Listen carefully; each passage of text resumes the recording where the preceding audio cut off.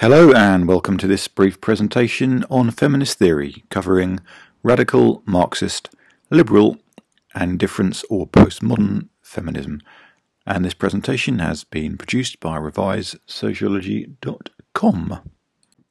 This material has mainly been written for students studying A-level sociology, AQA focus. Feminist theory runs through every module: education, family, religion and crime, obviously theory and methods being the main options. And the material here is relevant to both the education and theory and methods papers and the crime and deviance and theory and methods papers. And feminism can mainly be used to criticise functionalism and Marxism because they're two perspectives that didn't really consider the role of women in society.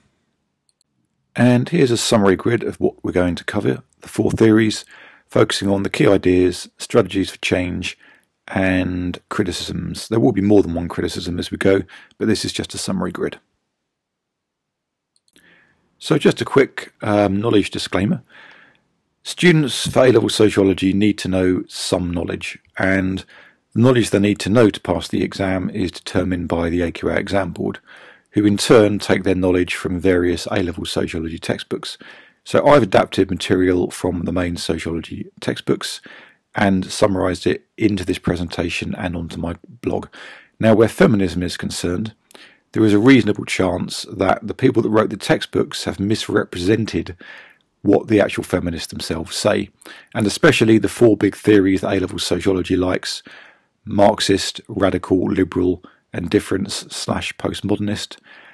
The people that come within those theories, the feminists that the A-level sociology textbooks say represent those theories, may not actually recognise themselves in those theories. So basically take this as some knowledge that students need to get through the exam.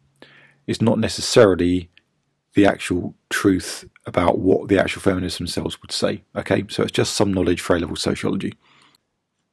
So for all feminists, the main focus is inequality between men and women, and a key idea that runs across feminism is that gender is socially constructed, so therefore can be changed. And don't forget that feminism is also a political movement. All feminists will do something to work for active social change. Those strategies will vary enormously. So for radical feminists, patriarchy is the root cause of gender inequality, patriarchy being defined as a system where male power is based on the oppression of women. And patriarchy lies everywhere. It's mainly in the family, but it's also in politics, it's in the media, it's in the violent control of women by men. And this is the main focus of radical feminism.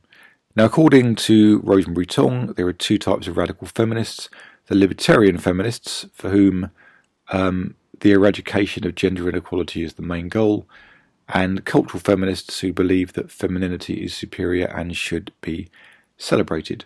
Now, there's two stereotypical strategies associated with radical feminism, and that is political lesbianism and separatism.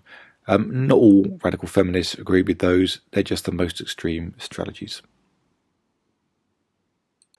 And there are a number of criticisms, namely that the concept of patriarchy tends to be applied too universally.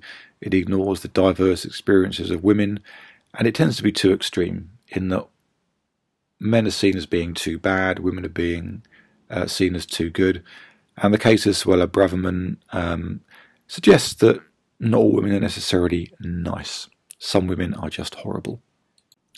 And for Marxist feminists, capitalism is the problem, not patriarchy. And capitalism is basically what makes the family especially oppressive. And so under capitalism, women perform numerous functions for the capitalist system. They produce the next generation of labour for free, i.e. children. Women absorb the anger of men, who are the main workers under a capitalist system, at least in industrial capitalism. And men become more dependent on their employers because they need to bring home a wage to support their families. And Marxist feminists are more sensitive towards class differences, so they're more interested in men and women from the working classes working together to overthrow capitalism, and then presumably gender inequality will disappear under communism. Which brings us on to the main criticism of Marxist feminism, is the fact that practically gender inequality didn't disappear under capitalism, and also patriarchy preceded capitalism, so clearly patriarchy runs deeper than capitalist systems. And we see that in numerous tribal societies where we've got child brides, for example, and young girls being forced to marry men against their will.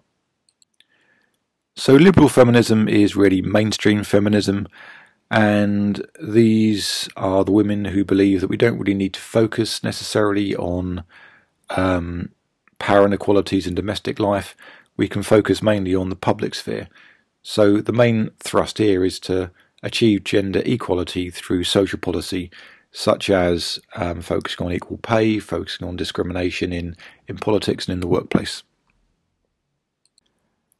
And to criticise liberal feminists, we can go back to radical feminism and point out that it focuses too much on public life. It doesn't focus on issues of kind of male violence in the home, doesn't take account of the widespread gender inequality in all structures, and it tends to be based on white middle class enlightenment assumptions.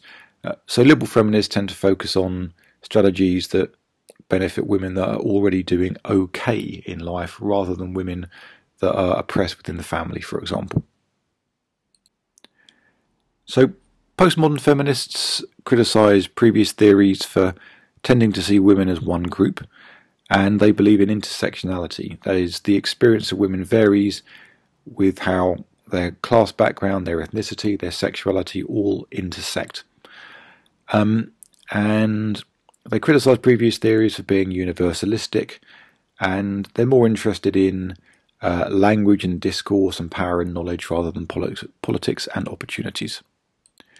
And just one criticism to focus on, postmodern feminism tends to not focus enough maybe on power structures, and the recent example of Andrew Tate and him spreading his horrible misogyny suggests that maybe patriarchy is something we need to focus on seriously.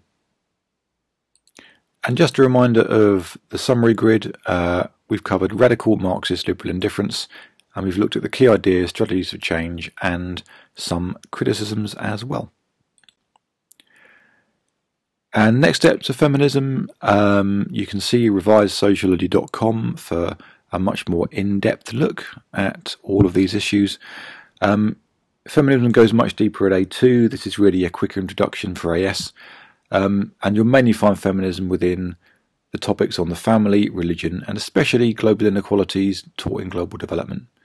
And normally, if you're doing theory and methods, you'll learn interactionism and then postmodernism after feminism. And just a reminder of the knowledge disclaimer, this is some knowledge for A-level sociology, not necessarily the truth in inverted commas of feminism. Thank you for listening. Bye.